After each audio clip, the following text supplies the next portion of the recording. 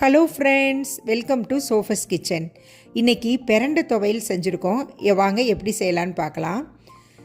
ஒரு பேனில் எண்ணெய் ஊற்றிக்கலாம். ஊற்றி உளுத்தம்பருப்பு போட்டு அது நல்லா ப்ரௌன் கலரில் வர அளவுக்கு அது ஃப்ரை பண்ணிக்கலாம். ஃப்ரை பண்ணதுக்கப்புறம் ஒரு 10-15 சின்ன வெங்காயம் எடுத்திருக்கேன். சின்ன வெங்காயம் போடலாம். ஃபஸ்ட்டு சின்ன வெங்காயம் போட்டு ரொம்ப வதங்கணும்னு இல்லை, ஓரளவுக்கு வதங்கினதுக்கப்புறம் பூண்டு ஒரு 4-5 வரமிளகாய் அதுவும் போட்டு நல்லா வதக்கிக்கலாம். அதுக்கப்புறமா கருவேப்பிலை கொஞ்சம் போட்டிருக்கேன்.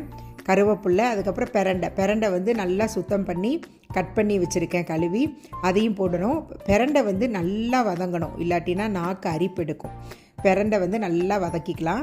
சிம்மில் வச்சு கூட நல்லா வதக்கிக்கலாம், இல்லை மீடியம் ஃப்ளேமில் வச்சு வதக்கிக்கலாம். அடுத்தது புளி போட்டுக்கலாம். ஒரு சின்ன துண்டு இஞ்சி போட்டுட்டு, அதுக்கப்புறம் கொஞ்சம் ஃப்ளேவருக்காக கடைசியாக கொத்தமல்லி இலை கடைசியாக போடுங்க.